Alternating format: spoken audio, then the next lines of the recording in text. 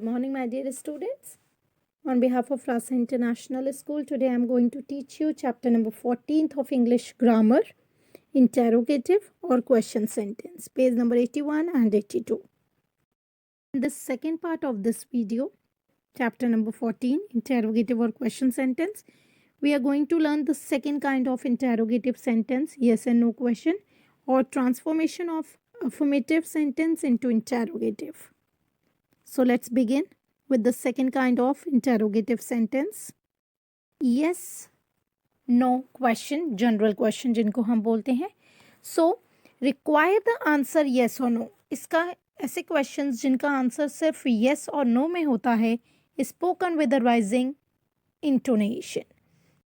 और ये वर्ड जो होते हैं इनको, ये क्वेश्चंस को हम बहुत एक मतलब क्वेश्चन फॉर्म में पूछते हैं कि ऐसे लगे कि हमें कुछ पूछा जा रहा है.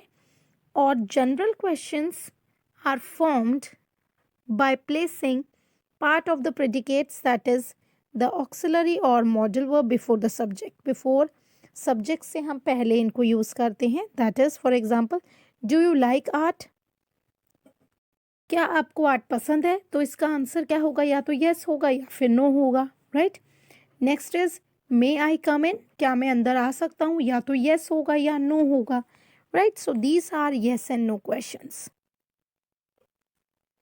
Yes and no question basically वो क्वेश्चंस होते हैं जिनका आंसर या तो यस में होगा या नो में होता है.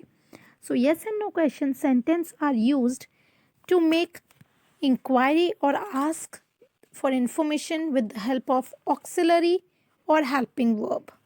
So वो question जो हम helping verb या कि इंक्वायरी या कोई भी चीज़ पूछने के लिए हम यूज़ करते हैं, और इसको हम जो स्टार्ट करते हैं वो हम helping verb से, auxiliary verb और helping verb से शुरू करते हैं. auxiliary verb जैसे for example, is, am, are, has, have, had, would, could, may, can, do, does, did, etc.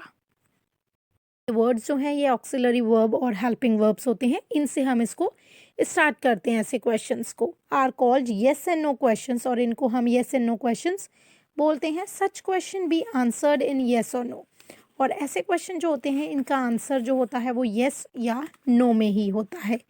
They do not need to have full sentence answer, और इनको full sentence answer की ज़रूरत नहीं होती. ये येस और no में ही हम इसका आंसर दे सकते हैं. जैसे हमने प्रीवियस देखा था WH जो क्वेश्चंस थे उसमें क्या चाहिए था? We need a full sentence answer. हमें फुल सेंटेंस में आंसर चाहिए होता था. But in this situation, in yes and no questions, we don't need answer in full sentence. We just need yes and no. For example, is your father a teacher? क्या आपके father जो हैं वो teacher हैं? Yes. तो इसका answer क्या होगा? येस. या तो नो होगा या येस होगा. Right. Do you go to school at 7 o'clock? क्या आप स्कूल 7 o'clock जाते हो? येस या no.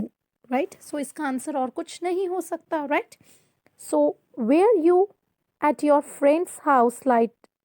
Were you at your friends house last night? क्या आप लास्ट नाइट अपने फ्रेंड के घर पे थे? नो. राइट. तो इसका आंसर वही या तो येस में होगा या नो में होगा. So these type of questions, yes and no question, we don't need a full sentence answer. We just write yes or no. Now, transformation of affirmative sentence into interrogative. affirmative को interrogative में हम कैसे change करते हैं? affirmative sentence जो हमने previous chapter में learn किए थे. affirmative sentence कौन से होते हैं? affirmative sentence वो होते हैं जब normal कोई भी statement होती है, नॉर्मल कोई भी बात की जाए हम उसको अफर्मेटिव सेंटेंस बोलते हैं. इंटेरोगेटिव मतलब क्वेश्चन फॉर्म में उसको बनाना. Affirmative sentence can be converted into interrogative sentence by adding WH words. मतलब अफर्मेटिव सेंटेंस को हम कन्वर्ट कर सकते हैं इंटेरोगेटिव सेंटेंस में जब हम उनमें WH के वर्ड्स यूज़ कर दें और any question asking words to it, या कोई भी क्वेश्चन ऐड कर दें जो वह उनका क्वेश्चन बना दे, उसको कोई भी वर्ड ऐड कर दे. For example, you can see here, we love watching cartoon series on TV. हमें कार्टून सीरीज देखना TV पे बहुत पसंद है. So this is affirmative sentence. Normal statement एक है, नॉर्मल एक बात की गई है. What do we love watching, ये हो जाएगा क्वेश्चन फॉर्म में, इंटेरोगेटिव सेंटेंस हो जाएगा. What do we love watching, हमें क्या देखना पसंद है. You can see what do is added before the subject we जो है सब्जेक्ट है, हमें क्या पसंद है, हमें वी की बात हो रही है तो उससे पहले हमने व्हाट डू ऐड किया.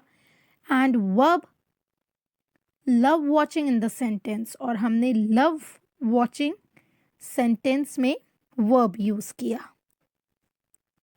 This sentence, what do we love watching, is an interrogative sentence. Second sentence is farmers work in the field.